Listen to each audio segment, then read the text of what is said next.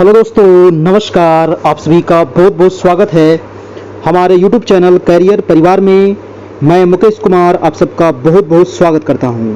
तो चलिए दोस्तों, शुरू किया जाए आज की क्लास। गुड इवनिंग जी, कैसे हैं आप सभी लोग? ठीक हैं ना? आप लोग अच्छे होंगे आशा करते हैं, और आप लोग अच्छे से अपनी तैयारी भी आगे कर रहे होंगे।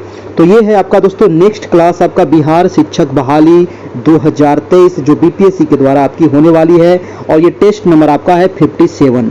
और ये मेन रूप से दोस्तों आपका 1 to 5 ये बच्चे के लिए है ना। जो भी 1 to 5 का अप्लाई किए हैं उसके लिए दोस्तों स्पेशल ये क्लास है आपका। एनसीईआरटी एससीईआरटी आपका बेस्ट यहाँ पर सारे क्वेश्चन करवाए जाते हैं। डेली आपकी जो क्लास होती है वो शाम में 7 बजे से होती है, मंडे टू सैटरडे, है ना। और दोस्तों अभी हम लोग देखने वाले हैं यहाँ पर सामान्य अध्ययन के करेंट अफेयर के कुछ महत्वपूर्ण सवाल जो आपको एग्जाम में पूछा जा सकता है। जी हाँ, बहुत ही इंपॉर्टेंट है। और अगर दोस्तों आप 1 to 5 या 9 10 सामाजिक विज्ञान की तैयारी कर रहे हैं तो आप हमारे इस नंबर पे कांटेक्ट कर सकते हैं, आपको सारे पीडीएफ वगैरह उपलब्ध करा दिए जाएंगे। तो ये दोस्तों हमारी क्लास होती है डेली 7 बजे से। ये टेस्ट नंबर है आपका 57 नंबर, और ये है सामान्य अध्ययन के महत्वपूर्ण 50 सवाल। और इससे संबंधित दोस्तों आपका बहुत सारा सवाल मैं यहाँ पर क्लियर करते हुए चलूंगा आपका, है ना। जितने भी है आपका एससीईआरटी और एनसीईआरटी जो आपका क्लास 3 4 5 6 7 8 9 10 में जो आपका मिलेगा दोस्तों, वहीं से हम दोस्तों यहाँ पर लिए हैं। एग्जाम में आपको दोस्तों यहीं से सवाल पूछा जाएगा। ये हमारा रहा व्हाट्सएप नंबर जहां आपको दोस्तों सारे पीडीएफ नोट्स उपलब्ध करा दिए जाएंगे। मात्र अभी दोस्तों इसमें चार्ज है 251, और ये 50% अभी चार्ज को ऑफ कर दिया गया है ना। 500 आपका चार्ज था पहले, मात्र अभी 251 कर दिया गया है। 50% दोस्तों ऑफ कर दिया गया है। तो ये आपको नंबर दिख रहा होगा 7857824310। ये हमारा फोन पे गूगल पे नंबर है, और यही नंबर आपका व्हाट्सएप भी नंबर है। तो जो लोग भी फोन पे गूगल पे पेटीएम के माध्यम से पे करेंगे तो व्हाट्सएप पे हमें मैसेज कर दीजिएगा अपने नंबर से। आप पेमेंट किसी भी नंबर से कर सकते हैं, कोई दिक्कत नहीं है। लेकिन जो भी आपका व्हाट्सएप होगा ना, उससे हमको मैसेज कीजिएगा, तुरंत मैसेज कर दीजिएगा, ताकि मैं आपको ग्रुप में जोड़ सकूं और सारे मटेरियल आपको पीछे वाला प्रोवाइड करा सकूं। और आगे जो क्लास होगी वो भी आपको डेली वाइज मिलते रहेगा दोस्तों, ठीक है जी। चलिए तो शुरू किया जाए आज की क्लास। चलिए फटाफट सभी लोग आ जाइए। गुड इवनिंग जी सभी लोगों को। 7 बजे से दोस्तों आपकी क्लास शुरू हो जाती है, और एक क्लास हमारी 9 PM से चलती है ना। तो दोनों क्लास आपको करना है, ठीक है। चलिए तो प्रश्न है कि land of the golden pagoda किसे कहते हैं? बहुत ही इंपॉर्टेंट सवाल है, land of the golden pagoda. जी हाँ दोस्तों, ऑप्शन है म्यांमार, चीन, जापान या उत्तर कोरिया। किसको कहते हैं दोस्तों land of the golden pagoda? तो ये कहा जाता है दोस्तों हमारे जो पड़ोसी देश है, पूर्वी पड़ोसी देश है, म्यांमार को कहा जाता है, ठीक है। याद रखिएगा म्यांमार, ठीक है। और देखिए कीवी को क्या कहा जाता है दोस्तों? कीवी का देश किसको कहते हैं बताइए? कीवी का देश किसको कहा जाता है जो बताइएगा? कीवी का देश, जी हाँ, कीवी का देश कहते हैं दोस्तों आपका न्यूजीलैंड को। कई बार पूछा गया है। ड्रैगन का देश किसको कहते हैं बताइए? तो ड्रैगन का देश किसको कहते हैं? तो ड्रैगन का देश कहते हैं दोस्तों हमारे चाइना चमगादड़ को, ठीक है, याद रखिएगा। और कंगारू का देश किसको कहते हैं मेरे प्यारे भाइयों? तो कंगारू का देश कहते हैं आपके हमारे ऑस्ट्रेलिया को, ठीक है, ऑस्ट्रेलिया को कहते हैं कंगारू। प्यासी भूमि का देश किसको कहा जाता है? तो प्यासी भूमि का देश भी कहते हैं ऑस्ट्रेलिया को ही कहा जाता है। अगर आपसे पूछा जाए प्लेग्राउंड ऑफ यूरोप किसे कहा जाता है, तो प्लेग्राउंड बताइएगा जल्दी से। प्लेग्राउंड ऑफ दोस्तों, है ना, प्लेग्राउंड ऑफ यूरोप जो कहा जाता है, ये कहा जाता है आपको बेल्जियम को। किसको कहते हैं? बेल्जियम को। काला महादेश किसको कहते हैं दोस्तों? काला महादेश कहा जाता है आपको अफ्रीका महादेश को, ठीक है, याद रखिएगा। और भारत का बोस्टन किसको कहते हैं बताइएगा? भारत का बोस्टन किसको कहा जाता है दोस्तों? तो भारत का बोस्टन कहते हैं अहमदाबाद को। और भारत का कोयम्बटूर किसको कहते हैं? तो भारत का कोयम्बटूर नहीं दोस्तों, भारत का मैनचेस्टर, क्या उसको कहते हैं? सूती वस्त्र के लिए जो जाना जाता है ना, भारत का मैनचेस्टर, है ना, भारत का मैनचेस्टर दोस्तों अहमदाबाद को कहते हैं, ठीक है। और दक्षिण भारत का मैनचेस्टर कोयम्बटूर को कहते हैं, ठीक है, याद रखिएगा। और उत्तर भारत का मैनचेस्टर जो कहते हैं वो कानपुर को कहते हैं, ठीक है। ये वाला भी आपको पूछा जाता है जी, ठीक है। चलिए दोस्तों, और देखिए ये म्यांमार जो है ना, तो म्यांमार जो है भारत के कितने राज्यों से सीमा बनाती है, याद रखिएगा। म्यांमार जो बनाती है ये आपका अरुणाचल प्रदेश, उसके नीचे आइएगा तो मिलेगा आपको नागालैंड, है ना, और नागालैंड से दोस्तों नीचे आइएगा तो मिलेगा आपको मणिपुर, ठीक है। मणिपुर से नीचे आइएगा तो मिलेगा आपको मिजोरम, ठीक है। तो ये 4 राज्यों से आपको सीमा बनाती है आपका कौन, तो म्यांमार दोस्तों, ठीक है जी, याद रखिएगा। और सबसे लंबी सीमा किसके साथ भारत बनाती है, तो बांग्लादेश के साथ 4096.6 किलोमीटर का सीमा है दोस्तों आपका बांग्लादेश के साथ आपका, ठीक है जी। और दूसरे नंबर पर आपका जो सीमा बनाती है वो चाइना के साथ सीमा बनाती है, ये भी आपको याद रखना है। चलिए तो अगला प्रश्न देखते हैं आपका दूसरा नंबर, ठीक है। सारे में यहाँ पर दोस्तों आपको पूरा सुपड़ा साफ करते हुए चलेंगे, है ना। बस आप लोग पूरा वीडियो देखिएगा, शुरू से अंत तक देखिएगा, और एक अच्छा लगे तो एक लाइक भी जरूर कर दीजिएगा, ठीक है ना। और चैनल पर नए होंगे तो सब्सक्राइब भी कर लेना है चैनल को, ताकि आपको सारी तैयारी होते चले, और इसका पीडीएफ भी आपको मिल जाएगा दोस्तों हमारे इस नंबर पे, ठीक है। चलिए तो प्रश्न है कि नेपाल में लोकतंत्र के लिए संघर्ष के संबंध में कौन सा कथन सही है। देखिए नेपाल के बारे में, नेपाल में अभी तो फिलहाल यहाँ पर लोकतंत्र है ना। 2008 ईस्वी के बाद यहाँ पर लोकतंत्र स्थापित हो गया, लेकिन इसके पहले दोस्तों यहाँ पर राजतंत्र था आपका, ठीक है। क्या था, राजतंत्र था। अब है कि नेपाल के बारे में लोकतंत्र के लिए संघर्ष जो हुआ था वहां पर, उसके बारे में दोस्तों कौन सा कथन यहाँ पर सही है। तो मैं आंसर बता दूं, आपका आंसर हो जाएगा डी नंबर, यानी कि 7 राजनीतिक दल के गठबंधन द्वारा यहाँ पर जबरदस्त आंदोलन हुआ था। और ये जो यहाँ पर 7 राजनीतिक दल, जैसे अभी बिहार में है ना सारे गठबंधन के सरकार हैं, तो यहाँ वहां पर भी दोस्तों 7 राजनीतिक दल गठबंधन किए, है ना, और सरकार के खिलाफ जो राजा था उसके खिलाफ जबरदस्त आंदोलन किए। और ये गठबंधन था, तो मेन जो इसमें बात थी ना कि यहाँ की जो जनता थी दोस्तों वो इस गठबंधन का साथ दिए थे, और बहुत ज्यादा लोग 3 लाख 4 लाख 5 लाख की संख्या में जब आंदोलन हो जाता है तो सरकार को झुकना पड़ता है, और वही हुआ आपका नेपाल में। और जाकर वहां दोस्तों आपको राजतंत्र समाप्त हुआ, और धीरे धीरे वहां पर फिर लोकतंत्र अभी वर्तमान में वहां पर स्थापित है आपका, ठीक है। तो आंसर क्या हो जाएगा आपका, आंसर नंबर डी हो जाएगा। अगला सवाल है आपका सवाल नंबर 3 नंबर, कह रहा है कि 3 प्रमुख औद्योगिक स्थल कौन कौन, तो रत्नागिरी, ललितागिरी और उदयगिरी, इनमें से किस राज्य में स्थित है। बहुत ही इंपॉर्टेंट सवाल है कि रत्नागिरी, है ना, और आपका दोस्तों रत्नागिरी कह रहा है, और आपका कह रहा है ललितागिरी और उदयगिरी, ये कहाँ है दोस्तों, ये आपको बताना है जी। देखिए तो ये पड़ता है आपको उड़ीसा राज्य में, है ना। कहाँ है ये दोस्तों, आपको उड़ीसा राज्य में, है ना। और ये किस लिए प्रसिद्ध है दोस्तों, तो ये आपका किस लिए प्रसिद्ध है, तो याद रखिएगा बौद्ध स्थल है, ठीक है। ये क्या है, ये सारे जो है दोस्तों ये आपके बौद्ध स्थल हैं, कहाँ के, तो उड़ीसा राज्य के, याद रखना है आपका। बिहार का जो बौद्ध स्थल के लिए जाना जाता है वो बोध गया, आपको पता है, क्योंकि बोध गया में ही दोस्तों भगवान बुद्ध को ज्ञान की प्राप्ति हुई थी, पीपल वृक्ष के नीचे, है ना, आपको पता होगा ना। चलिए नहीं पता है तो जान लीजिएगा, ठीक है। चलिए अगर आपसे पूछा जाए कि उत्तर प्रदेश में बोध गया का स्थान कौन है, उत्तर प्रदेश में दोस्तों बौद्ध धर्म का कौन कौन से स्थल है, तो उत्तर प्रदेश में हो जाएगा सारनाथ, है ना। सारनाथ में ही दोस्तों सबसे पहले उपदेश दिए थे आपका महात्मा बुद्ध। कुशीनगर नाम सुने होंगे ना, कुशीनगर, तो कुशीनगर में ही दोस्तों आपको इनको निर्वाण की प्राप्ति हुई थी। श्रावस्ती का नाम सुने हैं, तो श्रावस्ती में दोस्तों सबसे ज्यादा उपदेश दिए थे आपको गौतम बुद्ध। ये सारे जो स्थल है आपके यूपी के बौद्ध धर्म से संबंधित हैं, याद रखिएगा। बौद्ध धर्म के प्रवर्तक कौन थे, तो महात्मा बुद्ध थे दोस्तों। और बुद्ध के बचपन का नाम क्या था, तो सिद्धार्थ नाम था, याद रखिएगा। महात्मा बुद्ध का जन्म कब हुआ था, तो 563 बीसी में इनका जन्म होता है ना, याद रखना है। कहां जन्म हुआ था, तो लुम्बिनी नेपाल में इनका जन्म होता है। अगला प्रश्न है आपका प्रश्न नंबर 4 नंबर। 4 नंबर सवाल है कि भारत के सर्वोच्च पुरस्कार का नाम जो एक असैन्य नागरिक को दिया जाता है। देखिए असैन्य नागरिक को दिया जाता है दोस्तों भारत का सर्वोच्च पुरस्कार। देखिए भारत की सर्वोच्च पुरस्कार की बात करें तो वो है आपका भारत रत्न। कौन सा है दोस्तों, वो है आपका भारत रत्न, है ना। सबसे पहले किसको दिया गया था, डॉक्टर सर्वपल्ली राधाकृष्णन को भारत रत्न। शुरुआत कब से हुई है, तो 1954 को, और 1954 को ही सबसे पहले दिया गया था डॉक्टर सर्वपल्ली राधाकृष्णन को, है ना। ये है आपके भारत रत्न।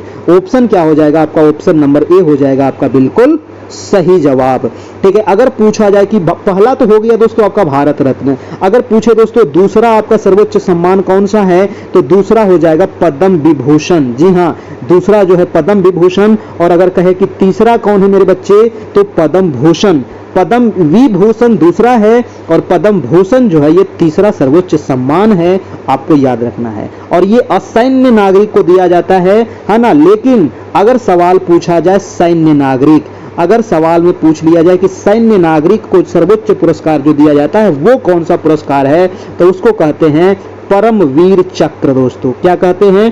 परमवीर चक्र जो दिया जाता है ये सैन्य लोगों को दिया जाता है। और पहला जो है परमवीर चक्र सैन्य लोगों का सबसे सर्वोच्च सम्मान, और दूसरा अगर कहा जाए कि सैन्य लोगों का दूसरा सबसे सर्वोच्च सम्मान कौन सा है, तो दूसरा हो जाएगा महावीर चक्र आपका। ठीक है, तो ये जितने मैं चीज आपको बता रहा हूं ना, एकदम आपको एक बार दो बार इसको देख लीजिएगा, याद हो जाएगा। और अगर पूछा जाए दोस्तों कि साहित्य में, है ना, अगर कहा जाए कि साहित्य में सर्वोच्च पुरस्कार कौन सी है जी, तो साहित्य का हो जाएगा आपका ज्ञानपीठ पुरस्कार। क्या हो जाएगा? ज्ञानपीठ पुरस्कार हो जाएगा आपका साहित्य में। ठीक है, कोई दिक्कत? किन्हीं को कोई दिक्कत नहीं होनी चाहिए। वीडियो को सभी लोग एक बार लाइक कर लीजिएगा। प्रश्न कह रहा है कि गोल्डन गर्ल किस पुस्तक के लेखक है? बहुत इंपॉर्टेंट है गोल्डन गर्ल। और इस पुस्तक के जो लेखक है दोस्तों, ऑप्शन मैं पहले आपको दिखा दूं। ऑप्शन आपको यहाँ पर दिया गया है सुनील गावस्कर, पीटी उषा, है ना, सचिन तेंदुलकर और कर्णम मल्लेश्वरी। जी हाँ, ये वही कर्णम मल्लेश्वरी है दोस्तों जो सबसे पहले ओलंपिक में पदक जीती थी, आपको पता होगा। ठीक है, नहीं पता है तो याद रखिएगा। ठीक है, आखिर इसका आंसर कौन सा होगा? तो दोस्तों गोल्डन गर्ल, याद रखिएगा दोस्तों, गोल्डन गर्ल, है ना। तो गोल्डन गर्ल के पुस्तक का जो लेखक है ये हो जाएगा आपका पीटी उषा। जी हाँ, वो है पीटी उषा, जिसको उड़न परी भी कहा जाता है दोस्तों। पीटी उषा का पूरा नाम कौन बताएगा? जल्दी से कमेंट करके बताइए कि पीटी उषा का आखिर पूरा नाम क्या था। बहुत जबरदस्त नाम है इनका, है ना, मैं बता देता हूँ। पीलूवाल कंडी टेकार पविल उषा। दोस्तों बहुत लंबा नाम है पीटी उषा का। ठीक है, पीटी उषा को ही कहा जाता है आपको उड़न परी, है ना, उड़न परी कहा जाता है पीटी उषा को, याद रखिएगा दोस्तों, है ना जी। चलिए, अगर आपसे पूछा जाए कि सुनील गावस्कर, है ना, जो हमारे सुनील गावस्कर जो क्रिकेटर हैं दोस्तों, है ना, तो सुनील गावस्कर जी जो हैं इनको किस नाम से जाना जाता है? तो इनको कहा जाता है दोस्तों लिटिल मास्टर, है ना, लिटिल मास्टर कहा जाता है इनको, है ना, याद रखिएगा। लिटिल मास्टर कौन सा है? तो ये है आपके सुनील गावस्कर हैं। सचिन तेंदुलकर को क्या कहा जाता है दोस्तों? सचिन तेंदुलकर जो हमारे क्रिकेट के भगवान हैं, तो सचिन तेंदुलकर को कहा जाता है मास्टर ब्लास्टर, है ना, मास्टर ब्लास्टर कहा जाता है आपको सचिन तेंदुलकर को, याद रखिएगा, है ना। द वाल किसको कहते हैं? जल्दी बताइएगा। द वाल कहा जाता है दोस्तों आपके राहुल द्रविड़। किसको कहते हैं? राहुल द्रविड़ को कहा जाता है आपको द वाल कहा जाता है दोस्तों, याद रखिएगा।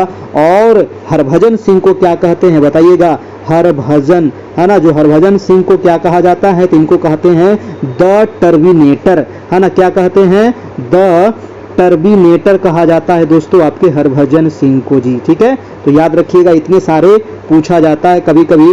प्रश्न है आपका प्रश्न नंबर 6 नंबर, तराइन के प्रथम युद्ध में किसको पृथ्वीराज चौहान तृतीय ने हराया था? देखिए, तराइन का 2 युद्ध हुआ है, एक तो प्रथम हुआ, एक द्वितीय हुआ। प्रथम हुआ दोस्तों 1191 में, द्वितीय हुआ 1192 में। ठीक है, याद रखिएगा। प्रश्न कह रहा था कि प्रथम युद्ध में किसको पृथ्वीराज चौहान तृतीय ने हराया था?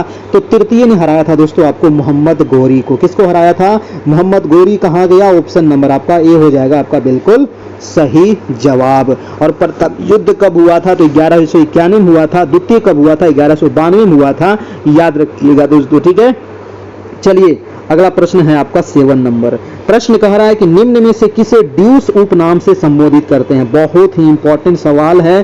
ड्यूस उपनाम से, ड्यूस उपनाम से जो संबोधित किया जाता है वो मुसोलिनी को किया जाता है मेरे प्यारे दोस्तों। आंसर क्या हो जाएगा आपका? मुसोलिनी, है ना, मुसोलिनी को कहा जाता है दोस्तों ड्यूस, है ना, ड्यूस इसको उपनाम से जाना जाता है। और इन्हें फासिज्म का जन्मदाता भी कहा जाता है मुसोलिनी को, है ना, याद रखिएगा। फासिज्म का जन्मदाता कौन है दोस्तों? आपके मुसोलिनी जी हैं, याद रखिएगा, है ना, मुसोलिनी। और हिटलर का उपनाम क्या है? कौन बताएगा? कौन बताएगा कि हिटलर का उपनाम क्या है? तो हिटलर का उपनाम है फ्यूहरर। क्या नाम है? फ्यूहरर। फ्यूहरर जो नाम है दोस्तों हिटलर का उपनाम है, याद रखिएगा, पूछा जाता है ना। और नेपोलियन उपनाम से कौन जाना जाता था? तो लिटिल कारपोरल दोस्तों, नेपोलियन उपनाम से जाना जाता था लिटिल कारपोरल, याद रखिएगा। अगला प्रश्न चलते हैं आपका 8 नंबर कि हेमिस गोम्पा, है ना, हेमिस गोम्पा नामक जो ये मठ है ये कहाँ स्थित है? हेमिस गोम्पा जो है दोस्तों ये तिब्बती मठ है। जी हाँ, याद रखिएगा ये तिब्बती मठ है आपका हेमिस गोम्पा, है ना, तिब्बत में आपको देखने को मिलेगा हेमिस गोम्पा, और ये देखने को मिलेगा दोस्तों आपको लेह लद्दाख वाले क्षेत्र में। आंसर हो जाएगा आपका कि लद्दाख, यानी कि आंसर नंबर आपका लद्दाख हो जाएगा आपका answer number A. Leh Ladakh में आपको ये है आपका हेमिस गोम्पा, है ना, एनसीईआरटी बुक में भी आपको दिया गया है। ठीक है जी, चलिए।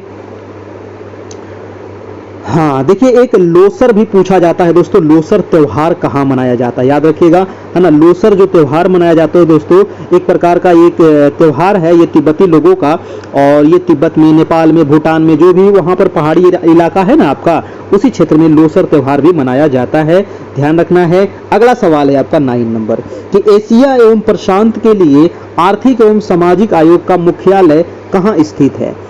तो इसका जो मुख्यालय है वो आंसर हो जाएगा, जल्दी से बताइएगा, एशिया एवं प्रशांत के लिए, है ना, इसको लिखा जाता है ESCAP, स्कैप भी इसको कहते हैं, है ना, एशिया एवं प्रशांत के लिए आर्थिक सामाजिक आयोग का जो मुख्यालय है ये आंसर हो जाएगा आपका बैंकॉक, है ना। कहाँ आंसर हो जाएगा दोस्तों? बैंकॉक में इसका मुख्यालय है। याद रखिएगा इसका मुख्यालय कहाँ है, तो बैंकॉक में है दोस्तों। आंसर हो जाएगा आपका आंसर नंबर बी हो जाएगा, याद रखना है। ठीक है, चलिए जी, अगला प्रश्न है आपका और प्रश्न नंबर आपका 10 नंबर कह रहा है मुद्रास्फीति का अनुकूल प्रभाव पड़ता है। बहुत ही इंपॉर्टेंट सवाल है, मुद्रास्फीति का अनुकूल प्रभाव पड़ता है, किस पर पड़ता है दोस्तों? अनुकूल प्रभाव क्या होगा, है ना, मुद्रास्फीति का अनुकूल प्रभाव जो पड़ता है ये पड़ता है ऋणी पर। किस पर पड़ता है? जो ऋणी होता है ना उस पर पड़ता है दोस्तों अनुकूल प्रभाव, है ना, मुद्रास्फीति का अनुकूल प्रभाव ऋणी पर। ये क्वेश्चन कई बार पूछा गया मेरे प्यारे भाइयों, है ना, तो याद रखिएगा ऋणी पर पड़ता है। ठीक है, जब मांग और आपूर्ति में असंतुलन पैदा होता है दोस्तों तो वस्तुओं और सेवाओं की कीमत क्या होती है? बढ़ने लगती है, और इसी बढ़ते हुए कीमत को कहा जाता है मुद्रास्फीति। ठीक है, याद रखिएगा। अगला प्रश्न चलिएगा, प्रश्न नंबर आपका 11 नंबर। 11 नंबर सवाल कह रहा है कि वास्तविक आय बटा जनसंख्या क्या होगा, है ना, वास्तविक आय बटा जनसंख्या जो होगा ये क्या होता है, ये आपको सवाल में पूछा गया है। बताइए इसका आंसर क्या होगा? वास्तविक आय बटा जनसंख्या जो होता है वो प्रति व्यक्ति वास्तविक आय होता है दोस्तों, प्रति व्यक्ति वास्तविक आय। आपका जो आंसर हो जाएगा वो आपका आंसर नंबर सी हो जाएगा। ठीक है, आंसर क्या हो जाएगा जी? आंसर नंबर आपका सी हो जाएगा, यहाँ से बिल्कुल सही जवाब, ध्यान रखिएगा। अगला सवाल चलते हैं। अगला सवाल प्रश्न है आपका 12 नंबर। इनमें से कौन सबसे कम आयु में भारतीय राष्ट्रीय कांग्रेस के अध्यक्ष बने हैं? वेरी इंपॉर्टेंट सवाल है, स्टार लगा लीजिएगा, है ना, सवाल आपको एग्जाम में पूछेगा। तो सबसे कम आयु के जो थे दोस्तों वो अध्यक्ष थे, वो थे अब्दुल कलाम आजाद। ठीक है, सबसे कम आयु के दोस्तों भी यही थे, और सबसे ज्यादा समय तक, है ना, सबसे ज्यादा समय तक जो अध्यक्ष रहे थे कांग्रेस का वो भी दोस्तों आपका यही रहे थे आपका। ठीक है, 1939 से लेकर के एक बार लगातार ये रहे थे, कब तक? तो 45 तक रहे थे, 46 में जाकर के ये इस्तीफा हुआ था इनका। ठीक है ना, तो ये सबसे ज्यादा लंबे समय तक भी यही थे और सबसे कम उम्र वाले भी आपका यही थे। तो याद रखिएगा अब्दुल कलाम आजाद को दोस्तों, है ना। चलिए जी, भारतीय राष्ट्रीय कांग्रेस की जब चर्चा हुई है तो कांग्रेस के बारे में थोड़ा सा तो बताना ही बनता है ना, जिसकी स्थापना होती है 28 दिसंबर 1885 को इसकी स्थापना होती है, सबको पता होगा। ठीक है, किस स्थापना किसने किया था? तो ये वो ह्यूम के द्वारा इसकी स्थापना होती है ना। और याद रखिएगा प्रथम अध्यक्षता किसने किए थे? तो WC बनर्जी के द्वारा प्रथम अध्यक्षता की गई थी। मुंबई में दोस्तों इसकी स्थापना होती है ना। और मौलाना अबुल कलाम आजाद मैंने भी बताया था आपको 40 से लेकर के 45 तक दोस्तों आपका ये अध्यक्ष रहे थे सबसे लंबे समय तक, है ना। 39 नहीं 40 याद रखिएगा दोस्तों, मैंने 39 तक बोल दिया था। 1940 से लेकर के 45 तक थे आपका, है ना, 39 नहीं 40 से 45 तक थे आपका। ठीक है, चलिए नेक्स्ट है आपका 13 नंबर, है ना। 13 नंबर है, वीडियो को लाइक भी कर दीजिएगा। ठीक है, वीडियो को सभी लोग लाइक कर दीजिएगा और ये नंबर पे आपको PDF उपलब्ध हो जाएगा। ठीक है जी, प्रश्न है निम्नलिखित में से किसने भारतीय होम रूल लीग की स्थापना की थी? होम रूल लीग बहुत इंपॉर्टेंट सवाल है। देखिए होम रूल लीग की जो स्थापना होती है वो होती है आपकी कब? तो 1916 ईस्वी में। ठीक है, कब होती है? 1916 ईस्वी में आपका होम रूल लीग की स्थापना होती है बाल गंगाधर तिलक जी के द्वारा, और इसके साथ एनी बेसेंट भी थे, वो भी आपको ध्यान रखिएगा, है ना। लेकिन बाल गंगाधर तिलक हो जाएगा, पहले यही किए थे आपका 28 अप्रैल 1916 को, है ना। 28 अप्रैल 1916 को दोस्तों होम रूल लीग की स्थापना होती है। ठीक है, बाल गंगाधर तिलक ने किए थे, याद रखना है। अगला प्रश्न चलते हैं। एनी बेसेंट से देखिए सवाल पूछा जाता है कि ये प्रथम महिला थी, है ना, ये प्रथम महिला अध्यक्ष थी दोस्तों आपका किसका, तो कांग्रेस की प्रथम महिला अध्यक्ष कौन थी, तो एनी बेसेंट। 1917 में बनती है दोस्तों आपका कलकत्ता अधिवेशन होता है जिसमें आपको अब कांग्रेस की अध्यक्षता करती है। ये प्रथम थी, और प्रथम अगर भारतीय कह दिया जाए तो प्रथम भारतीय सरोजिनी नायडू हो जाएगा, है ना, भारतीय लगा दिया जाए तो सरोजिनी नायडू हो जाएगा दोस्तों आपका 1925 में कानपुर अधिवेशन में। ठीक है ना, लेकिन यहाँ पर प्रथम अगर पूछे तो आपका सरोजिनी एनी बेसेंट होगा। अगला प्रश्न है आपका 14 नंबर, निम्नलिखित में से किस शहर को the queen of the Arabian sea, very important सवाल है, the queen of the Arabian sea के नाम से जाना जाता है। तो the queen of the Arabian sea के नाम से जो जाना जाता है दोस्तों वो है आपका कोच्चि, और कोच्चि यानी कि केरल, ये रहा आपका केरल, और इसी को कहते हैं दोस्तों आपका the sea of the Arabian, the queen of the Arabian sea आपका कहा जाता है। देखिए मैं कुछ चीज यहाँ पर मैं आपको अभी क्लियर करने वाला हूँ, बहुत ज्यादा इंपॉर्टेंट चीज ये है कि मैं बहुत सारा उपनाम बोलूंगा, आप लोग शहर का नाम बताना है। जैसे कि ईश्वर का निवास स्थान किसको कहते हैं, जल्दी से बताइएगा। ईश्वर का निवास स्थान, मैं लिखूंगा नहीं, फटाफट मैं बोलते चलता हूं, आप लोग अपना रिवीजन करते चलिएगा। ईश्वर का निवास स्थान कहते हैं दोस्तों प्रयाग को, ठीक है, याद रखिएगा, है ना। 5 नदियों की भूमि किसको कहते हैं, जल्दी बताइएगा। 5 नदियों की भूमि पंजाब, 5 नदियों की भूमि पंजाब। और बुनकरों का शहर किसको कहते हैं मेरे प्यारे भाइयों, बुनकरों का शहर कहते हैं पानीपत को, बुनकरों का शहर पानीपत को कहा जाता है। त्योहारों का नगर किसको कहते हैं, त्योहारों का नगर मदुरै को कहते हैं, ठीक है, मदुरै को कहते हैं त्योहारों का नगर। और क्वीन ऑफ डेक्कन किसको कहते हैं, तो पुणे को कहा जाता है क्वीन ऑफ डेक्कन, याद रखिएगा। और पूर्व का वेनिस किसको कहते हैं, तो पूर्व का वेनिस कहते हैं आपको जयपुर को, ये भी आपको याद रखना है। और दोस्तों खुशबुओं का शहर किसको कहते हैं, यानी कि इत्र का शहर किसको कहते हैं, तो वो है आपका कन्नौज। ये सारे सवाल दोस्तों आपके बीपीएससी के द्वारा पूछे गए प्रश्न है, और ये काफी इंपॉर्टेंट है, कई बार पूछा जाता है। अगला प्रश्न हम चलते हैं आपका 15 नंबर। अच्छा लग रहा है कि नहीं, अच्छा लग रहा है कि नहीं, याद हो रहा है, रिवीजन हो रहा है, तो प्लीज एक लाइक कर दीजिएगा, चैनल पर नए होकर सब्सक्राइब कर लेना है, अपने दोस्तों को जरूर से जरूर शेयर कीजिएगा। प्रश्न है कि वर्तमान में नीति निदेशक तत्व, जी हाँ, मूल अधिकारों पर प्राथमिकता प्राप्त है। प्रश्न कह रहा है कि वर्तमान में किस नीति निदेशक तत्व को मूल अधिकारों पर प्राथमिकता प्राप्त है दोस्तों, तो इसका आंसर क्या होगा। देखिए वर्तमान समय में केवल जो अनुच्छेद 39 के ख है और अनुच्छेद 39 के ग है, इसमें दोस्तों उल्लेखित नीति निदेशक जो सिद्धांत है, इसको नीति निदेशक सिद्धांत के मूल अधिकारों में प्राथमिकता प्राप्त है, यानी कि यहाँ से जो आंसर होगा वो आंसर नंबर आपका सी हो जाएगा। ठीक है, अगर हम नीति निदेशक तत्व की बात करें दोस्तों, ये आपका भाग कितने में है, तो भाग आपके 4 में है। कहाँ से लिया गया है दोस्तों, तो ये आयरलैंड से लिया गया है आपका नीति निदेशक तत्व, है ना। ये अनुच्छेद कहाँ से कहाँ तक है दोस्तों, तो 36 से लेकर के 51 तक आपका ये अनुच्छेद में वर्णन किया गया है, याद रखना है। ये सारे सवाल आपको पूछे जाएंगे। अगला प्रश्न है आपका प्रश्न नंबर 16 नंबर कि लोकतंत्र उस राजनीतिक व्यवस्था का द्योतक है जिसमें होता है, बताइए। लोकतंत्र उस राजनीतिक व्यवस्था का द्योतक है जिसमें क्या होता है, तो जिसमें दोस्तों क्या होता है, इसमें क्या होता है, तो व्यक्तिगत सत्ता का अभाव हो, संवैधानिक सरकार हो, विधि का शासन हो, यानी कि उपयुक्त सभी हो। ठीक है, यानी कि इसमें क्या हो जाएगा, आंसर नंबर आपका डी हो जाएगा, आपका बिल्कुल सही जवाब। ठीक है, अगर आपको एक सवाल बताना है कि लोकतंत्र का एक परिभाषा है, जनता द्वारा जनता के लिए और जनता का शासन किसने कहा था, जल्दी बताइए, है ना। लोकतंत्र जो है दोस्तों ये जनता द्वारा जनता के लिए और जनता का शासन है, ये वाक्य किसका है, तो ये वाक्य है आपका, है ना, मैं बता देता हूं, अब्राहम लिंकन जी का। ठीक है, याद रखिएगा, अब्राहम लिंकन का ये कथन है दोस्तों कि लोकतंत्र जनता द्वारा जनता के लिए और जनता का शासन है, याद रखिएगा। ठीक है, अगला प्रश्न है आपका प्रश्न नंबर 17 नंबर। 17 नंबर सवाल क्या कह रहा है कि हो ची मिन्ह का शाब्दिक अर्थ क्या होता है, बताइए। हो ची मिन्ह का शाब्दिक अर्थ क्या होता है, क्रांतिकारी, सुधारक, पथ प्रदर्शक या दार्शनिक। देखिए हो ची मिन्ह का शाब्दिक अर्थ होता है दोस्तों आपका पथ प्रदर्शक। क्या होता है, पथ प्रदर्शक होता है। सी नंबर आपका आंसर हो जाएगा। ठीक है जी, सी नंबर आपका यहाँ से आंसर बिल्कुल सही हो जाएगा। हो ची मिन्ह जो थे ना, ये कौन थे दोस्तों? तो हो ची जो मिन्ह थे दोस्तों, ये आपका इनका जन्म होता है 1890 में हो ची मिन्ह का, और ये थे आपका वियतनाम के प्रमुख राष्ट्रवादी नेता, है ना। कहाँ के थे? वियतनाम। ठीक है, वियतनाम के प्रमुख राष्ट्रवादी नेता थे आपका हो ची मिन्ह। ठीक है, आंसर हो जाएगा आपका डी नंबर। अगला प्रश्न है आपका 18 नंबर। म्यांमार को किस रूप में जाना जाता है? तो म्यांमार को मैंने अभी आपको बताया था, तो म्यांमार को ही दोस्तों पहले वर्मा के रूप में जाना जाता था ना। इसी को आप लोग पढ़े होंगे, म्यांमार का बर्मा। ठीक है, म्यांमार का बर्मा। म्यांमार की राजधानी किसको किसको पता है? जल्दी से कमेंट कीजिएगा कि म्यांमार की राजधानी कहाँ है।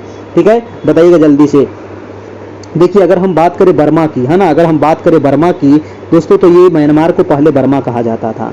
ठीक है, अंग्रेजों ने दोस्तों 1998 में, है ना, अंग्रेजों ने आधिकारिक अंग्रेजी नाम को 1998 में सरकार के द्वारा बर्मा संघ को दोस्तों म्यांमार संघ कर दिया गया है। दोनों एक ही है, अलग नहीं है। बर्मा कहिए, म्यांमार कहिए, है ना। पहले इसको बर्मा कहते थे, अब म्यांमार इसको कहा जाता है। ठीक है, म्यांमार की मुद्रा क्या है? तो म्यांमार की जो मुद्रा है ये है दोस्तों आपका कयात। क्या है? जो भी हमारे पड़ोसी देश हैं, इसकी मुद्रा आपको याद होना चाहिए, है ना, याद रखिएगा दोस्तों। म्यांमार को कहा जाता है स्वर्ण पैगोडा का देश, है ना, स्वर्ण पैगोडा का देश कहा जाता है आपको दोस्तों म्यांमार को। ये भी आपको याद रखिएगा, कई बार पूछा गया प्रश्न है, स्वर्ण पैगोडा का देश। ठीक है, म्यांमार की राजधानी बताइए आप? नापीदा। बिल्कुल सही, नापीदा इसकी राजधानी है। अगला है आपका 19 नंबर सवाल, निम्न में से कौन सी यूरोपीय संघ की आधिकारिक मुद्रा है? बताइए। यूरोपीय संघ की जो आधिकारिक मुद्रा है वो है आपका भाई पाउंड नहीं है, यूरो है, डॉलर है, येन है। तो आंसर हो जाएगा आपका यूरो, है ना। यूरोपीय संघ की आधिकारिक मुद्रा क्या है? यूरो है, याद रखना है, ये कई बार सवाल आपको पूछा गया है। ठीक है, और यूरोपीय संघ की स्थापना कब होती है? अगर यूरोपीय संघ की स्थापना कहे तो 1 नवंबर 1993 में हुई थी आपकी इसकी स्थापना दोस्तों। ठीक है, चलिए अगला प्रश्न देखते हैं। 20 नंबर प्रश्न कह रहा है कि निम्न में से कौन पंचायतों की वित्तीय स्थिति का पुनर्विलोकन करने के लिए वित्त आयोग का गठन करता है? अब देखिए, वित्त आयोग का गठन जो करता है ये कौन करता है ना। निम्नलिखित में से कह रहा है पंचायतों की वित्तीय स्थिति का पुनर्विलोकन करने के लिए वित्त आयोग का गठन कौन करता है? तो संबंधित राज्य का राज्यपाल करता है। ऑप्शन नंबर आपका सी हो जाएगा। ठीक है, पंचायतों की वित्तीय स्थिति का पुनर्विलोकन करने के लिए वित्त आयोग का गठन दोस्तों राज्य के राज्यपाल द्वारा किया जाता है। ऑप्शन जो हो जाएगा सी नंबर आपका बिल्कुल ठीक हो जाएगा, आपका बिल्कुल सही आंसर हो जाएगा। ठीक है, वित्त आयोग अनुच्छेद कितने में है? तो 280 में है आपका वित्त आयोग का वर्णन किया गया है, याद रखिएगा।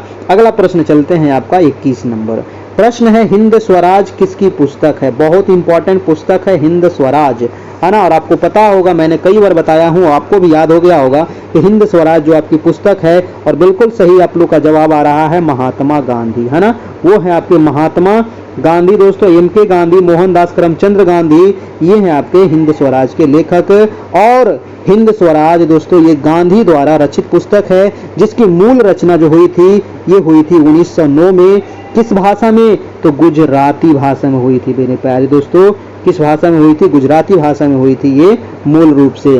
ठीक है, गांधी जी ने ये जो पुस्तक लिखा था ना, तो अपनी यात्रा में लिखा था दोस्तों। इंग्लैंड से वो दक्षिण अफ्रीका के दौरान पानी की जहाज में जब यात्रा कर रहे थे। देखिए, पानी की जहाज में यात्रा करने में ऐसा थोड़ी है कि एक दिन दो दिन में पहुंच जाते थे। 6-6 महीना यात्रा करना पड़ता था, 2-2, 3-3 महीना तक यात्रा करना पड़ता था। तो बैठे बैठे क्या करेंगे? तो बैठे बैठे क्या करेंगे? करना है कुछ काम। तो वही गांधी जी क्या करते थे? बैठे बैठे अपना लेटर लिखते रहते थे, है ना, किताब लिखते रहते थे, और क्या। ठीक है, चलिए जी, और तो कोई काम था नहीं, जहाज में कोई वैसा सूचना वूचना भी ज्यादा नहीं आता था, तो चुपचाप बैठे बैठे अपना काम करते रहते थे, है ना। अपने यात्रा वृत्तांत को लिख रहे हैं, अपना राम कहानी लिख रहे हैं, अपने जीवनी लिख रहे हैं। ठीक है, चलिए प्रश्न देखिए आपका 22 नंबर कह रहा है कि किसके जांच एवं पद से हटाने की अनुशंसा के बाद सरपंच और उप सरपंच को हटाया जाता है? बताइए, किसके जांच एवं पद से हटाने की अनुशंसा के बाद सरपंच और उप सरपंच को दोस्तों हटाया जाता है? तो यहाँ पर आंसर हो जाएगा आपका लोक प्रहरी।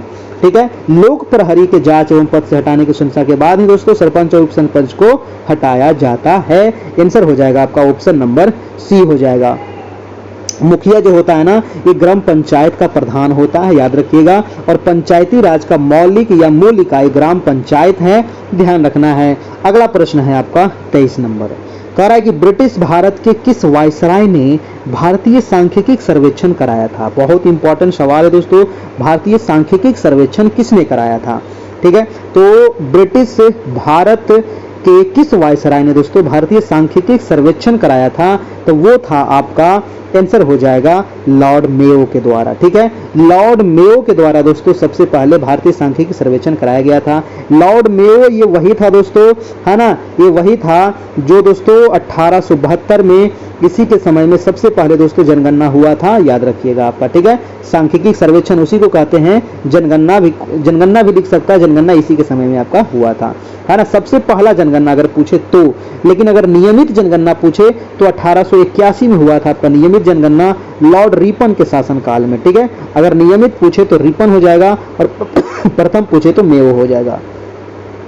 अगला है आपका 25 नंबर प्रश्न की लोयस चट्टान किस प्रकार की चट्टान है। बहुत ही इंपॉर्टेंट चट्टान है दोस्तों लोयस की मैदान, कई बार पूछा गया प्रश्न है लोयस का मैदान क्या होता है। देखिए लोयस जो चट्टान होता है ना, ये परतदार होता है। ठीक है, कैसा होता है, परतदार होता है। जैसे कि अवसादी चट्टान नाम सुने हैं ना, तो अवसादी चट्टान भी कैसा है दोस्तों, तो ये भी परतदार होता है। ठीक है, अवसादी भी परतदार होता है, तो जो लोयस का जो चट्टान होता है ये भी आपका परतदार ही होता है। आंसर क्या हो जाएगा आपका, ऑप्शन नंबर आपका बी हो जाएगा दोस्तों। ठीक है, बी नंबर आपका आंसर ठीक है। अगला प्रश्न देखिएगा आपका 25 नंबर कि निम्न में से कौन सा युग्म सुमेलित नहीं है, ये बताना है ना, कौन सा युग्म सुमेलित नहीं है। राजा राम मोहन राय, संवाद कौमुदी, ईश्वर चंद्र विद्यासागर, सोम प्रकाश, मोतीलाल घोष, अमृत बाजार पत्रिका, यानी Besant servant society of India. क्या होगा यहाँ पर, देखिए यहाँ पर सुमेलित नहीं जो पूछ रहा है तो नहीं हो जाएगा आपका आंसर नंबर डी, है ना। डी जो है एनी बेसेंट जो है दोस्तों सर्वेंट ऑफ इंडिया सोसाइटी जो है ये गोपाल कृष्ण गोखले जी का है। किसका है, ये गोखले जी का है दोस्तों, एनी बेसेंट का नहीं है। सर्वेंट ऑफ इंडिया सोसाइटी जो है ये गोपाल कृष्ण गोखले का है, याद रखिएगा, है ना। आंसर ये डी नंबर आपका बिल्कुल गलत है और ये ए बी सी आपका सही है, ये आप याद रखिएगा। राजा राम मोहन राय, संवाद कौमुदी, और ईश्वर चंद्र विद्यासागर, सोम प्रकाश, मोतीलाल घोष आपका अमृत बाजार पत्रिका। अगला प्रश्न है कि तिलैया बांध, बताइए दोस्तों तिलैया बांध जो है ये किस नदी पर है। कई बार पूछा गया आपका, ये झारखंड का आपका तिलैया बांध है और ये मिलेगा आपको किस पर दोस्तों, तो बराकर नदी पर, है ना। बहुत सारे लोग दामोदर मारे हैं लेकिन हो जाएगा बराकर नदी पर आपको तिलैया बांध, है ना। तिलैया बांध बराकर नदी पर, याद रखिएगा। ठीक है जी, आंसर हो जाएगा आपका आंसर नंबर सी हो जाएगा। अगर पूछे दोस्तों कि दामोदर नदी पर कौन सा बांध है, तो दामोदर नदी पर हो जाएगा आपका, दामोदर पर कौन सा हो जाएगा, तो हो जाएगा दोस्तों आपका पंचेत हिल बांध, है ना। पंचेत हिल बांध जो है ये आपका है दामोदर नदी पर, याद रखिएगा। और चंबल नदी पर कौन सा बांध है जी, बताइएगा कि चंबल नदी पर कौन सा बांध है, तो राणा प्रताप सागर बांध। ठीक है, राणा प्रताप सागर बांध दोस्तों, है ना। राणा प्रताप सागर जो बांध है ये हो जाएगा आपका चंबल नदी पर, है ना। और बेतवा नदी पर कौन सा बांध है ये जल्दी से बता दीजिए, तो बेतवा नदी पर हो जाएगा दोस्तों माता टीला परियोजना, है ना। माता टीला बांध जो है, माता जो टीला बांध है ये हो जाएगा आपका बेतवा नदी पर। तो ये सारे आपको याद रखना है, पूछा जाता है। भारत का प्रथम जो बहुउद्देशीय परियोजना था वो था दामोदर घाटी परियोजना, जो आपका 1948 में दोस्तों इसकी स्थापना होती है, याद रखिएगा, जवाहरलाल नेहरू के कर कमलों से। ठीक है, तो तिलैया हो गया बराकर, कोनार बांध कोनार नदी पर, मैथन बांध बराकर और दामोदर नदी के संगम पर है, पंचेत हिल बांध दामोदर नदी पर। अगला प्रश्न देखिएगा कि कौन सी गर्म जलधारा है, बहुत इंपॉर्टेंट है दोस्तों गर्म जलधारा, है ना। तो ग से गरम और ग से गल्फ स्ट्रीम मैंने कई बार बताया हूं, आपको याद हो गया होगा, है ना। ग से गरम और ग से गल्फ स्ट्रीम ये है आपका 0 डिग्री यानी कि विषुवत रेखा। विषुवत रेखा से दोस्तों जो भी जलधारा या तो नॉर्थ की ओर, उत्तरी पोल की ओर या फिर दक्षिणी ध्रुव की ओर अगर जाती है तो वो कैसी होगी, गर्म जलधारा होगी, है ना।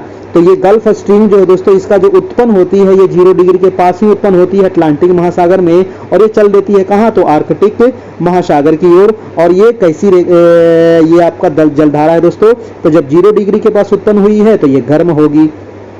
ठीक है, तो आंसर हो जाएगा डी नंबर। अगला प्रश्न है आपका 28 नंबर की प्लेटो की पुस्तक कौन सी है, बताइएगा प्लेटो की पुस्तक कौन सी है। ठीक है। प्लेटो की जो पुस्तक है ये हो जाएगा दोस्तों आपका द रिपब्लिक। कई बार पूछा गया सवाल है प्लेटो की पुस्तक द रिपब्लिक, है ना। अगर पूछे दोस्तों पॉलिटिक्स, तो पॉलिटिक्स किसकी पुस्तक है? अरस्तु की, है ना, अरस्तु की हो जाएगा पॉलिटिक्स। अर्थशास्त्र किसकी है? तो कौटिल्य की, ठीक है, कौटिल्य की है आपका अर्थशास्त्र। इसी को कौटिल्य कहते हैं, इसी को विष्णुगुप्त कहते हैं, इसी को चाणक्य कहते हैं। तीनों नाम जो है एक ही व्यक्ति का है, याद रखिएगा। अगला प्रश्न है आपका 29 नंबर। 29 नंबर सवाल है कि मुंगेर के बरहिया ताल विरोध का उद्देश्य क्या था? दोस्तों बहुत ही इंपॉर्टेंट सवाल है ना, बिहार का सवाल है। मुंगेर का जो बरहिया ताल है विरोध का जो उद्देश्य है ये क्या था? तो इसका जो मेन उद्देश्य था, जल्दी से ऑप्शन पढ़िए और इसका जवाब आप लोग फटाफट दीजिए। देखिए, तो मुंगेर का जो बरहिया ताल जो आपका विरोध हुआ था, ये इसका जो मेन उद्देश्य था वो बकास्त भूमि वापसी था आपका, ठीक है, बकास्त भूमि वापसी था, यानी कि आंसर हो जाएगा आपका ऑप्शन नंबर ए हो जाएगा बिल्कुल सही जवाब, ठीक है। और बरहिया ताल विद्रोह का नेतृत्व किसने किया था? तो कार्यानंद शर्मा। किसने किया था? कार्यानंद शर्मा जी किए थे आपका बरहिया ताल जो आपका आंदोलन हुआ था इसका दोस्तों, ठीक है। चलिए अगला प्रश्न है आपका 30 नंबर। कह रहा है कि बिहार में दूरदर्शन का पहला केंद्र 1978 में कहाँ स्थापित हुआ था? कई बार दोस्तों एग्जाम में छपा है। तो बिहार में दूरदर्शन का जो पहला केंद्र हुआ था, केंद्र जो बना था 1978 में दोस्तों, और वो है आपका हमारा पड़ोसी मुजफ्फरपुर, ठीक है। पटना के मुजफ्फरपुर जो है दोस्तों, है ना, यहाँ पर दोस्तों आपको 1978 में दोस्तों सबसे पहले दूरदर्शन पहला केंद्र यहाँ पर स्थापित हुआ था। दूरदर्शन की शुरुआत कब होती है? कई बार पूछा है। तो 15 सितंबर है ना 1959 को हुई थी दूरदर्शन की शुरुआत आपकी, याद रखिएगा, ठीक है जी। चलिए अगला प्रश्न देखिएगा। अगला प्रश्न है आपका 31 नंबर की। उड़ीसा राज्य बिहार से कब पृथक और नया प्रांत बनाया गया था? बहुत ही आसान सवाल है और बहुत इंपॉर्टेंट सवाल भी है, क्योंकि जो उड़ीसा अलग हुआ था किससे? तो बिहार से। वो हुआ था आपका 1936 ईस्वी में, ठीक है ना। बहुत हम लोग बड़े थे दोस्तों पहले। बिहार है, झारखंड है, उड़ीसा है, बंगाल है, सारे एक में थे दोस्तों, है ना। और वो बांग्लादेश जो दिख रहा है ना वो भी बंगाल में ही था आपका, ठीक है। सब एक था आपका, बहुत बड़ा प्रांत था ये, है ना, छोटा मोटा नहीं था। अभी दोस्तों इतना बढ़ गया है 4-5 भाग में, फिर भी इतना बड़ा है ना, फिर भी इतना बड़ा है आपका। इसका आंसर क्या हो जाएगा आपका? सी नंबर, ठीक है। अगला प्रश्न देखिएगा कि रेलवे उपकरण उद्योग कहाँ अवस्थित है? बताइए 32 का आंसर क्या होगा? रेलवे उपकरण जो उद्योग है दोस्तों ये हो जाएगा आपका भिलाई में है। कहाँ है जी? भिलाई में है रेलवे उपकरण उद्योग, है ना।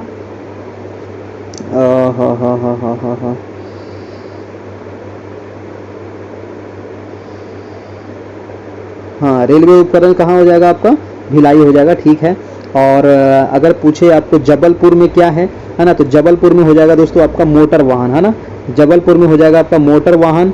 और दोस्तों अगर आपसे पूछा जाए कोच्चि यानी कि केरल में, तो कोच्चि में क्या है मेरे भाई? तो पोत निर्माण, ठीक है। कई बार पूछा गया है ना कि पोत निर्माण कहाँ होता है? तो कोच्चि में होता है, याद रखिएगा, ठीक है। और जो आपका लुधियाना बच गया, तो लुधियाना में क्या होता है? साइकिल निर्माण, है ना, साइकिल निर्माण होता है दोस्तों। ये तो सारा इंपॉर्टेंट था, याद रखिएगा, ठीक है जी। अगला है देखिए, और जो भिलाई में लौह इस्पात कारखाना है वो किसके सहयोग से हुआ है? तो भिलाई में जो आपका लौह इस्पात कारखाना है ना, ये आपका हुआ है दोस्तों रूस के सहयोग से, ठीक है, रूस के सहयोग से हुआ है। और भारत में रेलवे की शुरुआत कब होती है? तो 1953 में लॉर्ड डलहौजी के शासनकाल में हुआ था, याद रखना है। अगला प्रश्न है आपका 32 नंबर सवाल। 32 तो हो गया ना, 33 नंबर। चलिए प्रश्न है कि निम्न वक्तव्य पर विचार कर सही उत्तर का यहाँ पर चयन करना है।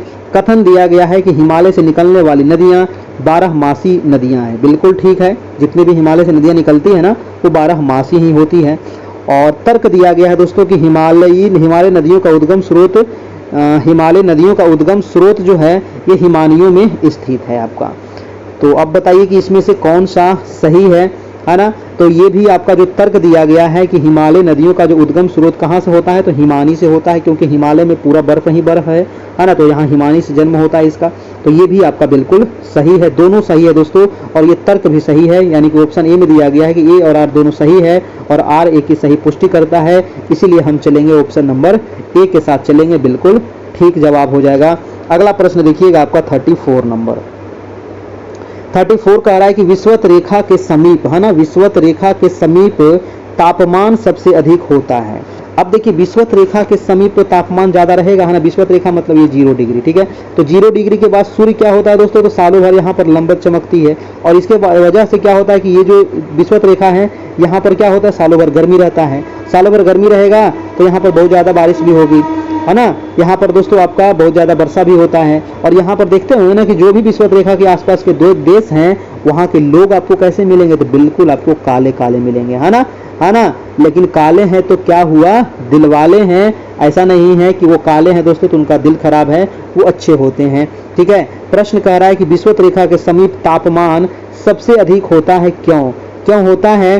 क्योंकि आंसर हो जाएगा ताप छोटे क्षेत्र में केंद्रित होता है। ऑप्शन नंबर आपका बी। विषुवत रेखा के समीप तापमान सबसे अधिक होता है क्योंकि ताप छोटे क्षेत्र में केंद्रित होता है दोस्तों। ऑप्शन नंबर आपका ए यहाँ से बिल्कुल सही हो जाएगा। चलिए अगला प्रश्न चलते हैं। प्रश्न नंबर हो जाएगा चिनूक हवाएं कहाँ चलती है, बहुत इंपॉर्टेंट है चिनूक।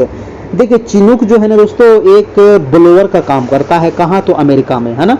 चिनूक जो हवाएं हैं ये चलता है आपका अमेरिका में, और चिनूक हवाएं आपका कनाडा में भी चलता है, ठीक है।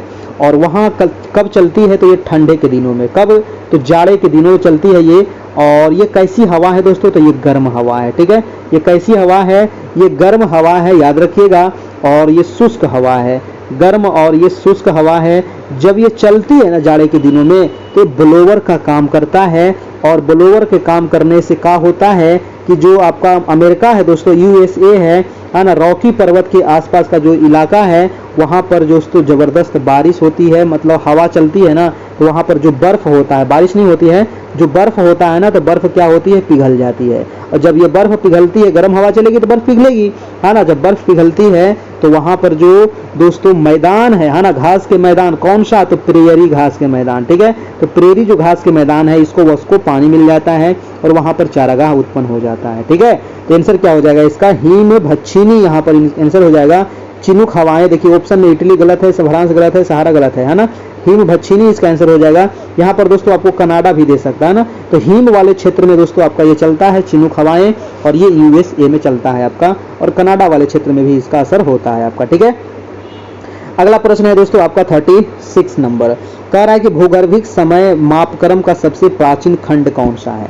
तो भूगर्भिक समय मापक्रम का सबसे प्राचीन खंड आपको बताना है दोस्तों। तो आंसर क्या होगा, तो आंसर हो जाएगा आधकल्प शैल समूह, है ना। आधकल्प शैल समूह हो जाएगा दोस्तों आपका ऑप्शन नंबर बी हो जाएगा। ये सबसे प्राचीन खंड है, ठीक है। ये सबसे प्राचीन खंड है, याद रखिएगा आपको, ठीक ना। और ये पूर्व कैम्ब्रियन या अधकल्प पृथ्वी की उत्पत्ति से जुड़ा हुआ है, जिसके बारे में सीमित जानकारी, ज्यादा जानकारी नहीं है ना। उसी समय से जब हमारी पृथ्वी की उत्पत्ति हुआ था उसी समय दोस्तों, ठीक है। चलिए अगला है कि जग्रोस पर्वत कहाँ है, बहुत इंपॉर्टेंट है जग्रोस पर्वत, है ना। जाग्रोस पर्वत जो है दोस्तों, ये जाग्रोस पर्वत पड़ेगा आपको ईरान में। कहाँ मिलेगा, ये ईरान में मिलेगा। जाइएगा कभी ईरान घूमने ना, तो आप इसके ऊपर जरूर चढ़िएगा, है ना। ये कहाँ है जी, तो ईरान में है आपको जाग्रोस पर्वत। आपका दिमाग क्या होगा, जग जाएगा, ठीक है, जाग्रोस पर्वत पर चढ़ के आपका, ठीक है। चलिए जी अगला प्रश्न देखिएगा। और जाग्रोस पर्वत की अगर पूछ लिया जाए कि सबसे ऊंची चोटी कौन सा है, तो याद रखिएगा जार्द कुह, है ना। जार्द कुह जो है दोस्तों ये सबसे ऊंची चोटी है जरदोस पर्वत का, जग्रोस पर्वत का। अगला है आपका 38 नंबर। प्रश्न है कि किस वर्ष दोस्तों कह रहा है प्लूटो को उसकी पूर्व की ग्रह परिस्थिति के से पदावनत किया गया, है ना। देखिए ये कहने का मतलब ये हुआ दोस्तों, जो प्लूटो है ना, प्लूटो पहले क्या था, ग्रह था, है ना। प्लूटो पहले क्या था दोस्तों, ग्रह था। लेकिन अब इसको ग्रह की श्रेणी से क्या कर दिया गया, निकाल दिया गया, यानी घर से इसको निकाल दिया। क्यों, क्योंकि ये दूसरे के घर में दोस्तों ताक झाक करता था, दूसरे के जो ग्रह है उसकी कक्षा में ये चला जाता था, और ये दोस्तों नियम विरुद्ध है ना। आप दूसरे के घर में नहीं जा सकते हैं, ठीक है। तो इसीलिए इसको ग्रह से निकाल दिया। कब निकाला ये क्वेश्चन पूछ रहा है, तो 2006 में इसको निकाल दिया गया, है ना। कि जाओ बेटा तुम अब ग्रह के श्रेणी में नहीं रहोगे, तुमको कहा जाएगा कौन सा ग्रह, तो बौना ग्रह, है ना। इसको बौना ग्रह की श्रेणी में रख दिया गया, है ना। ऑप्शन नंबर हो जाएगा बी नंबर। और पहले हमारे सौरमंडल में 9 ग्रह थे, लेकिन वर्तमान में कितने हैं, 8 ग्रह हैं दोस्तों, ठीक है, याद रखिएगा। और ये 8 ग्रह कौन कौन से हैं, तो बुध है, मंगल है, बुध हो गया, बुध है, शुक्र है, पृथ्वी है, मंगल है, बृहस्पति, शनि, अरुण, वरुण, ठीक है। ये 8 ग्रह को आप याद रखिएगा। आगे प्रश्न है आपका 39 नंबर। कि किसने बंगाल की राजधानी मुर्शिदाबाद से मुंगेर स्थानांतरित किया था। जी हाँ, किसने जो अपनी राजधानी को, दोस्तों इन लोगों को कोई काम नहीं था, है ना, राजधानी यहाँ से वहाँ, वहाँ से वहाँ, लेकिन एक तरीके से क्या करता था, ये अच्छा काम करता था। देखिए राजधानी स्थानांतरित होने से ये होता है ना कि जैसे देखिए भारत का राजधानी भी अभी स्थानांतरित होना चाहिए। अब जैसे दिल्ली तो इतना ज़्यादा विकास कर गया है ना, तो अगर भारत की राजधानी को पटना बना दिया जाए दोस्तों, है ना, पटना अगर कर दिया जाए भारत की राजधानी को, तो पटना शहर क्या हो जाएगा, चकाचक बन जाएगा, है ना। पटना शहर में दोस्तों तुरंत फटाफट सारे काम हो जाएंगे, रोड चौड़े चौड़े हो जाएंगे, बड़े बड़े बिल्डिंग, सारे ऑफिस यहाँ खुल जाएंगे, है ना, कंपनी यहाँ पर लग जाएगा, सारा चीज़ आपका यहाँ पर हो जाएगा दोस्तों, है ना, बिहार चकाचक हो जाएगा। ठीक है, तो ये काम करते थे आपका पहले वाले राजा भी, कि जो क्या करते थे, अपनी राजधानी को एक जगह से दूसरी जगह उठाते रहते थे।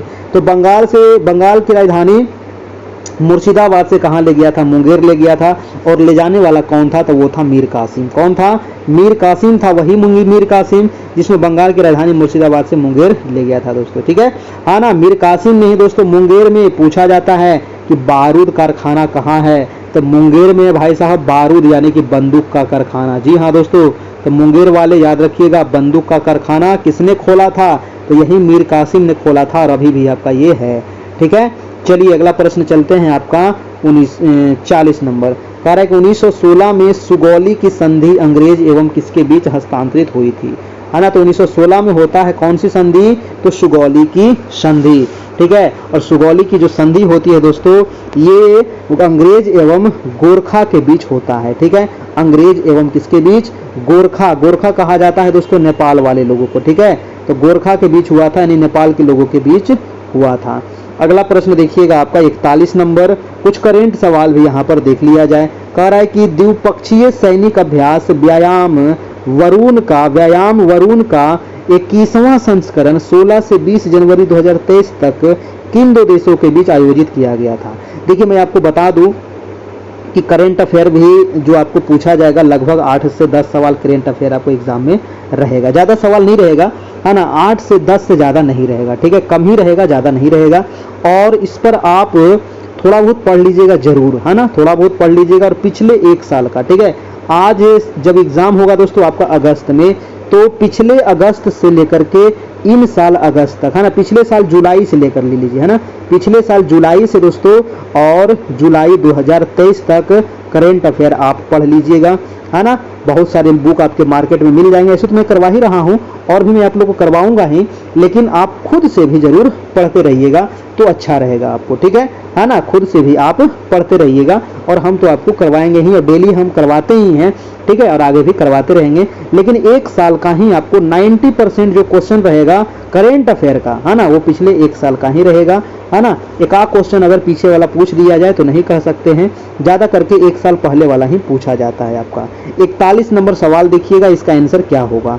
41 का जो आंसर हो जाएगा दोस्तों कि व्यायाम वरुण का 21वां संस्करण हुआ था 16 से 20 जनवरी 2023 तक किन दो देशों के बीच हुआ था, तो ये हुआ था दोस्तों आपका भारत और फ्रांस के बीच। ठीक है, भारत और फ्रांस के बीच हुआ था आपका। चलिए अगला प्रश्न देखते हैं, और ये किस नाम से हुआ था, वरुण के नाम से हुआ था, है ना, वरुण नाम से हुआ था आपका ये अभ्यास। अगला प्रश्न है आपका 42 नंबर। वीडियो को एक बार सभी लोग लाइक तो कर दीजिए सभी लोग। प्रश्न है कि जनवरी 2023 में 7 बजे से आपकी डेली क्लास चलती है। ठीक है, जनवरी 2023 में आयोजित कार्यक्रम में मिस यूनिवर्स 2022 का खिताब किसने जीता था, बहुत ही इंपॉर्टेंट सवाल है। देखिए जनवरी 2023 में कह रहा है दोस्तों, मिस यूनिवर्स 2022 वाला खिताब दिया गया जनवरी 2023 में दिया गया था, और ये किसने जीता है ये बताइएगा। ये जीती है दोस्तों आपका आर बोनी गैब्रियल ने, है ना, किसने जीती है, आर बोनी गैब्रियल ने जीती है। सी नंबर आपका बिल्कुल ठीक हो जाएगा। अगला प्रश्न है आपका 43 नंबर। कह रहा है कि 24 से लेकर 25 फरवरी 2023 तक वित्त मंत्रियों और केंद्रीय बैंक के गवर्नर की पहली G20 बैठक आयोजित की गई थी, और कहाँ की गई थी ये आपसे पूछ रहा है दोस्तों, है ना। तो ये 24 फरवरी 2023 को हुआ था, और ये जो बैठक हुई थी ये हुई थी आपका बेंगलुरु में। कहाँ हुई थी, बेंगलुरु में हुई थी, कर्नाटक की राजधानी बेंगलुरु में हुई थी। आपका आंसर हो जाएगा, आपका आंसर नंबर आपका बी हो जाएगा। अगला सवाल है आपका 44 नंबर कि किस क्रिकेट टीम ने रणजी ट्रॉफी 2022-23 जीती है। तो रणजी ट्रॉफी जो 2022-23 जीती है दोस्तों, है ना, वो किसने जीती है? तो सौराष्ट्र। किसने जीती है? सौराष्ट्र क्रिकेट टीम ने जीती है आपका रणजी ट्रॉफी 2022-23। आंसर हो जाएगा आपका सी नंबर। और उप विजेता कौन था? तो उप विजेता था आपका बंगाल, है ना, बंगाल जो था आपका उप विजेता था और सारा सौराष्ट्र जो था दोस्तों आपको विजेता था, याद रखिएगा। अगला सवाल है आपका 45 नंबर, कह रहा है कि 20 से 23 मार्च 2023 तक पुरुषों और महिलाओं की चौथी एशियाई खो खो चैंपियनशिप कहां आयोजित की गई थी। क्या होगा? 20 से 23 मार्च 2023 तक दोस्तों पुरुषों और महिलाओं की चौथी एशियाई खो खो चैंपियनशिप जो हुआ था, ये हुआ था आपका असम राज्य में। कहाँ हुआ था? असम में हुआ था दोस्तों आपका, ये आंसर हो जाएगा, ठीक है। और खो खो में कितने खिलाड़ी होते हैं? तो 9 खिलाड़ी होते हैं, याद रखिएगा, प्रत्येक पक्ष में 9 खिलाड़ी होता है। अगला प्रश्न है आपका 46 नंबर कि 95 अकादमी पुरस्कारों में किस भारतीय फिल्म ने सर्वश्रेष्ठ वृत्तचित्र लघु फिल्म श्रेणी में ऑस्कर 2023 जीता है। तो द एलिफेंट वी स्पर्श, है ना, वी स्पर्श जो है दोस्तों ये जीता है आपका, है ना, वी स्पर्श ने जीता था, द एलिफेंट वी स्पर्श। ऑप्शन नंबर आपका सी हो जाएगा। अगला प्रश्न है आपका 48 नंबर कि भारत के राष्ट्रीय हरित हाइड्रोजन मिशन के तहत शुद्ध शून्य उत्सर्जन के लिए लक्ष्य क्या है। ठीक है, तो इसके लिए लक्ष्य क्या रखा गया है दोस्तों? इसके लिए लक्ष्य रखा गया है 2070। ठीक है, भारत ने 2070 तक, है ना, 2070 तक शुद्ध शून्य उत्सर्जन हासिल करने का लक्ष्य रखा है। क्या आपको लगता है कि कभी शून्य उत्सर्जन हासिल होगा? हमको तो नहीं लगता। आप देखिए, है ना, लक्ष्य हमारा है 2070, लेकिन हमको याद रखना पड़ेगा क्योंकि एग्जाम में पूछा जाएगा मेरे बच्चे। अगला प्रश्न है आपका 48 नंबर कि किस कंपनी ने तेलंगाना में अपने 3D मुद्रित धवन 11वां इंजन का सफलतापूर्वक परीक्षण किया है। बहुत ही अच्छा सवाल है ना। तो निजी अंतरिक्ष वाहन कंपनी है दोस्तों स्काईरूट एरोस्पेस, है ना, स्काईरूट एरोस्पेस जो है ना, स्काईरूट एरोस्पेस जो है, इन्होंने 3D मुद्रित धवन सेकेंड इंजन का सफलतापूर्वक परीक्षण किया है। ऑप्शन नंबर आपका ए हो जाएगा। अगला प्रश्न है आपका 49 नंबर द शील्ड कोविशील्ड, है ना, द शील्ड कोविशील्ड के लेखक कौन है? तो इसके जो लेखक है प्रकाश कुमार सिंह हो जाएंगे आपके। ठीक है, प्रकाश कुमार सिंह हो जाएंगे। और इस पुस्तक का विमोचन अमित शाह के द्वारा किया गया था। तो ये थोड़ा सा इंपॉर्टेंट हो जाता है ना, किसने किया था इसका विमोचन? तो अमित शाह जी के द्वारा हुआ था, आपका सी नंबर ऑप्शन। अगला है दोस्तों आज का लास्ट सवाल कि मई 2023 में विश्व रेड क्रॉस दिवस कब मनाते हैं? बताइए, बहुत ही इंपॉर्टेंट सवाल है रेड क्रॉस दिवस। ठीक है, तो रेड क्रॉस दिवस मनाया जाता है 8 मई को। ठीक है, कब मनाते हैं? 8 मई को मनाया जाता है रेड क्रॉस दिवस। और इसका 2023 का थीम क्या था? जल्दी से बताइए कि 2023 का थीम क्या था इसका? तो everything we do comes from the heart, है ना, everything we do comes from the heart, इसका दोस्तों थीम था आपका। ठीक है, तो ये रहा आज के 50 महत्वपूर्ण सवाल, है ना। और इसका टेस्ट एक बार जरूर आप दीजिएगा और बताइएगा कि कितना आपने सही किया है। ठीक है, तो ये कैसा लगा आपको बताना है कमेंट करके नीचे, और अच्छा लगा हो तो एक लाइक भी कर दीजिएगा। इसका PDF हमारा मिल जाएगा आपको इस नंबर पे। अभी मात्र 251 चार्ज है, 50% दोस्तों ऑफ कर दिया गया है। 500 इसका पहले चार्ज था, इसको मात्र 251 कर दिया है ना। तो आपको करना क्या है, ये जो आपका गूगल पे फोन पे नंबर है, इसी नंबर पे आपको 251 पे करना पड़ेगा। ये आपका 1 to 5 के लिए है आपका। ठीक है, 1 to 5 के लिए है। और दोस्तों 9 10th के लिए भी हमारी क्लास चल रही है। तो 9 10th या 1 to 5 दोनों की तैयारी कर रहे होंगे तो 251 ही लगेगा, अलग से नहीं लगेगा। ये फोन पे है, गूगल पे, पेटीएम, यही नंबर है। मात्र 251 पे करके व्हाट्सएप कर दीजिएगा हमें, है ना। किसी नंबर से भी आप फोन पे गूगल पे कर सकते हैं, कोई दिक्कत नहीं है। और करके हमें इसी नंबर व्हाट्सएप पे मैसेज कर दीजिएगा, आपको वहाँ जोड़ दिया जाएगा। दोनों एक ही नंबर है ना, दोनों अलग अलग नंबर नहीं है, आपको परेशानी नहीं होगी। और आप किसी भी नंबर से पे कर सकते हैं, लेकिन मैसेज उसी से भेजिएगा जिससे दोस्तों आपको जुड़ना है ना।